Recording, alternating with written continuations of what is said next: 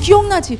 기억하지? 그래, 바로 그 우리들의 하나님, 우리 조상들의 그 하나님, 그 하나님께서 지금도 우리를 버리지 않고 우리와 함께 계시는 것이구나. 온니엘을 봐.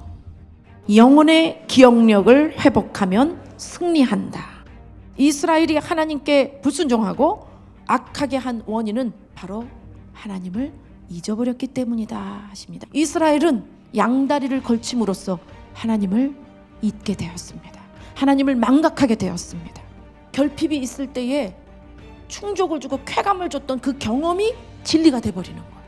안정된 그 생활만 기억한다면 결코 하나님께로 돌아가지 않죠. 포기를 못하는 거예요. 안정되고 쾌락적인 삶에 대하여 포기 못하는 것이죠. 신의 산에서 자, 너는 이제 나의 백성, 나의 소유야. 나는 너의 하나님이야. 너의 신이야. 나는 너의 주인이고 너를 책임지며 그리고 내가 너를 만들었단다. 그러니 이 땅의 악한 영들이 너를 유혹해도 그 방식을 따라가지 마.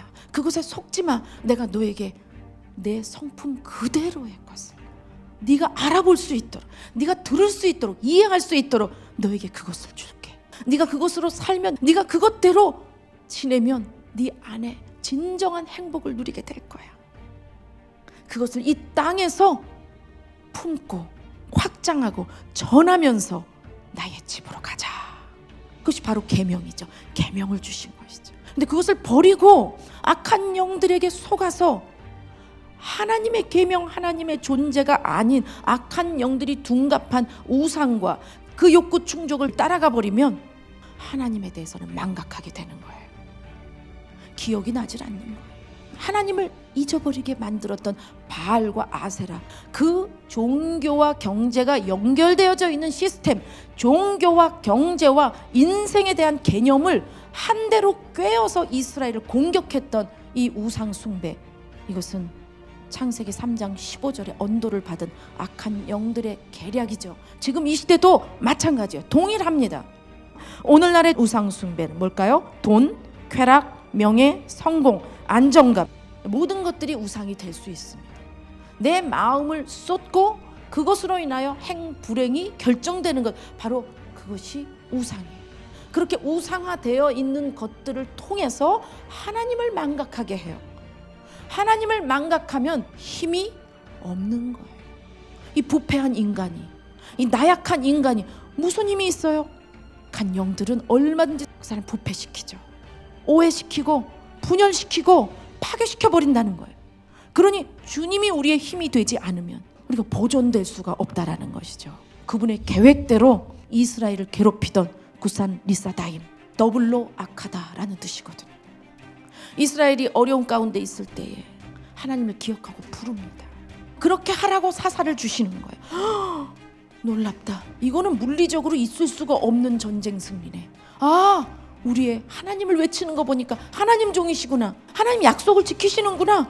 너 기억나지? 기억하지? 그래, 바로 그 우리들의 하나님, 우리 조상들의 그 하나님, 그 하나님께서 지금도 우리를 버리지 않고 우리와 함께 계시는 것이구나. 온니엘을 봐. 갈렙의 신앙을 전수받은 이가 바로 온니엘이었죠. 온니엘이 지금 어떤 상황입니까? 가나안의 족속들 사이에 이스라엘이 결혼하며 혼합되고 그 문화 속에 그냥 한 통속이 되어서 살고 있었던 그 시대를 한번 생각해 보세요. 그런 시대 속에 완전히 역류하고 있는 이 사람 온니엘, 사사로서 그 사역을 감당할 수 있었던 성령이 그에게 임하셨다. 온니엘의 이름이 하나님은 나의 힘이시다, 주님만이 우리의 힘이다라는 것을 재앙과 징계의 환경 속에 확실하게 깨달은 그 입증을 받아본 사람, 그 시험을 거쳐간 사람은 반드시 이렇게 온니엘처럼 하나님이야말로 참신이시고 유일하신 신이다 라고 외치는 그 불씨 하나와 같이 그러한 자가 바로 온니엘이라는 거예요. 대학교 2학년이 돼서야 어떤 선배 언니를 통해서 다시 재전도를 받았어요. 연세대에 2층에 다방에서 옆 사람이 이렇게 간격이 칸막이만 하나 나무로 돼서 다 들려요. 소리가. A4 책을 하나 척 위에 올려놓는 거예요. 그걸 딱 피더니 이제부터 자기를 따라하라는 거예요. 1번 나는 죄인입니다. 이런 걸 따라하라는 거예요. 내가 제발 좀 그러지 마. 그분을 막 막았어요. 너무 창피한 거예요. 내가 예수님께로 돌아가야 된다는 건 알지만 내 감각 전부가 우선순위가 세상인 거예요. 주님은 잊혀진 거죠, 말하자면. 그러니까 나는 죄인입니다, 이거부터 시작하니까 그만해. 제발 왜 이래, 오랜만에 만나서 조용히 좀 해, 옆에 다 들려. 아니나 다를까 옆에서 키득키득 웃고 난리가 났어요. 2번 3번 막 지나갑니다. 대답도 안 했어. 고개 숙이고 막 땀방울만 내리고 있는데, 야 한원산! 이름까지 크게 얘기를 하는 거예요. 너 예수님 사랑하잖아. 정말 울부짖으면서 그 언니가 말을 하는 거예요.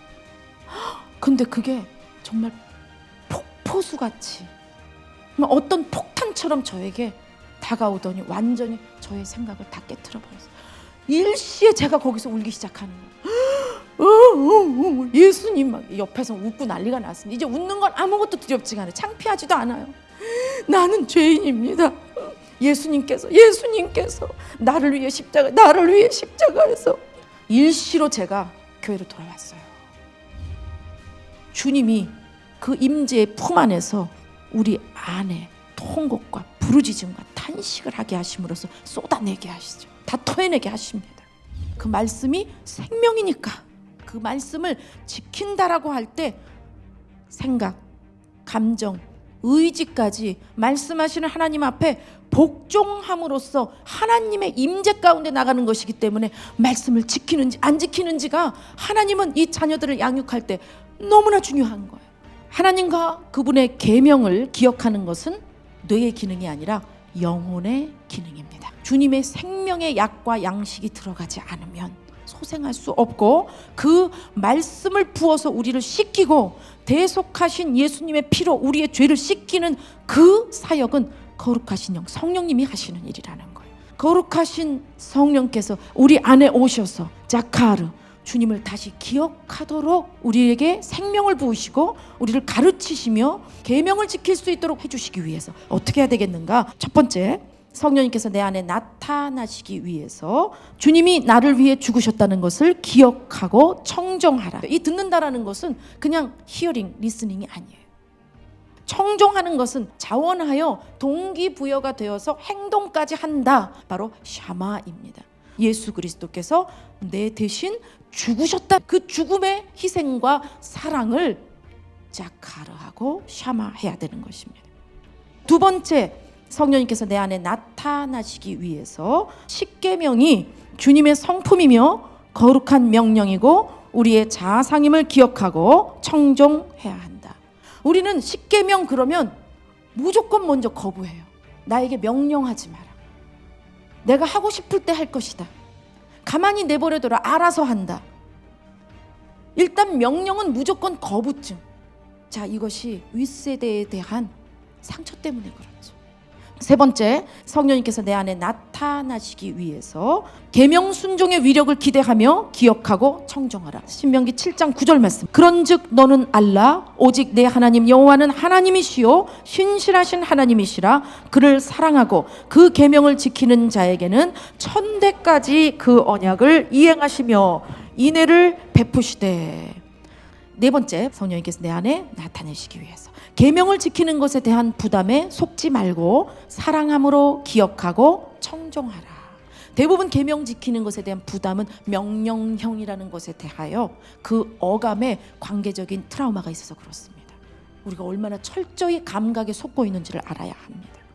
주님의 계명을 지키는 것에 대한 부담은 거짓말입니다. 거기 속지 말아야 되는 거예요. 신명기 30장 11절. 내가 오늘 네게 명령한 이 명령은 네게 어려운 것도 아니요 먼 것도 아니라. 요한복음 14장 21절. 나의 계명을 가지고 지키는 자라야 나를 사랑하는 자니 나를 사랑하는 자는 내 아버지께 사랑을 받을 것이요 나도 그를 사랑하여 그에게 나를 나타내리라.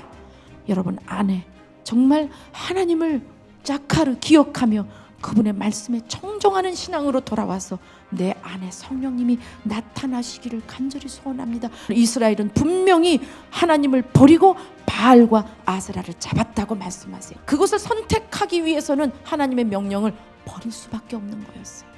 공통 분모가 없기 때문에 하나님이냐 바알이냐를 선택해야 되는 상황이 된 것이죠. 오늘 우리가 양다리를 걸친 것이 무엇이 있습니까? 무엇과 양다리를 걸치는 바람에 내가 정말 끝도 없는 동굴과도 같은 그러한 환난의 시기로 접어들게 됐는가? 여러분, 그것을 갈라내는 시간이 필요한 것입니다. 내 생활에서 내 감각을 자극했던 결핍, 두려움, 쾌감, 호기심, 바로 이 부분 때문에 발을 한번 잘못 디뎠다가 그것이 엉겅퀴 가시 쐐기풀이 되어서 나오지 못하게 된 사상, 관계성, 습관, 죄악의 만남들, 이 부분들을 오늘 이 사사기의 이 예배 기간 동안에 여러분들이 해결해 주시기를 원하십니다. 주님은 너희들이 좋아서 붙잡은 것으로 너희가 당하게 되는 것이다. 오늘 그러한 상황 속에 주님은 하나님과의 관계 회복을 위하여, 그래야 건지니까 이스라엘이 극도의 고통을 받게 하시는 거예요. 대적이 누군가를 알게 하고 하나님께로 돌아와야 하는 그런 극심한 환경들을 만들어 줌으로써 주님은 그들을 징계하시는 것이죠. 오늘 여러분 안에 이중생활, 양다리 걸쳐서 하나님을 잊었던 그것을 찾아내시고 영적인 기억력이 회복된다면 전쟁은 이미 승리한 것입니다. 할렐루야! 박수를 하나님께 드리겠습니다. 이스라엘아, 이 일을 기억하라. 너는 내 종이니라. 내가 너를 지었으니 너는 내 종이니라. 이스라엘아, 너는 나에게 잊혀지지 아니하리라. 너는 나에게 잊혀지지 아니하리라. 너는 나에게 잊혀지지 아니하리라. 내가 너의 허물을 빽빽한 구름같이 네 죄를 안개같이 없이 하였으니 너는 내게로 돌아오라. 내가 너를 구속하였음이니라. 너는 내게 잊혀지지 아니하리라. 주님 앞에 결단하면서 고백드려요. 저도 주님을 기억합니다. 주님, 제가 기억합니다.